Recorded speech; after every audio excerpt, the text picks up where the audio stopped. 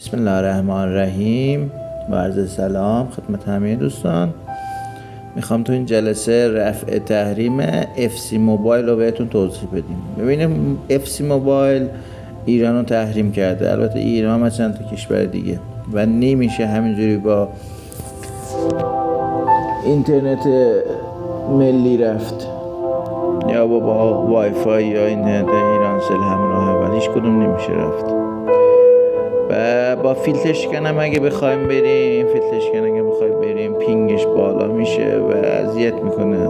خلاصه میخوایم دورش بزنیم، به قول یار گفتن دورش بزنیم. چند تا نرم افزار رفع تحریم هستش، فیلتر شکن نیستن، رفع تحریمه.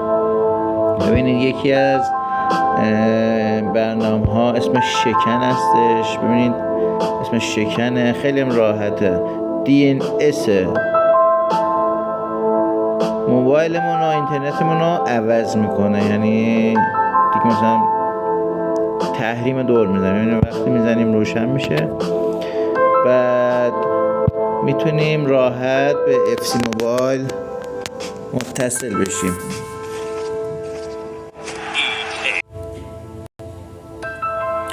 ببینید خیلی زود متصل میشه، وصل میشه.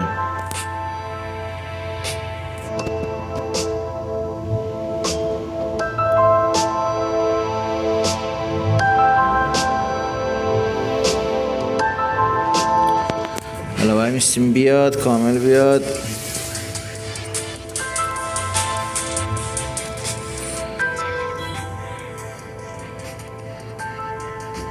الان ببینید این پینگشو نشونتون میدم.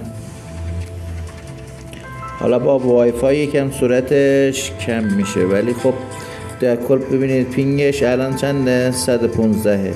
پینگش عالیه. 169 112 150. خلاص پینگش سبزه، راحت بازی رو بدون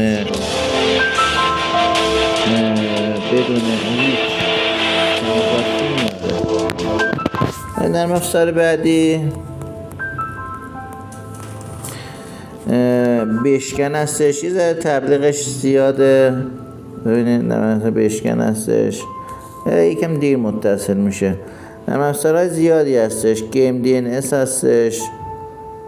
ببینید این خودش همشو داره. ببینید DNS بگذر رو داره، الکترو رو داره، DNS های پابجی موبایل رو داره، کلش رو داره و زیاد هستش، و همینطور DNS های بقیه.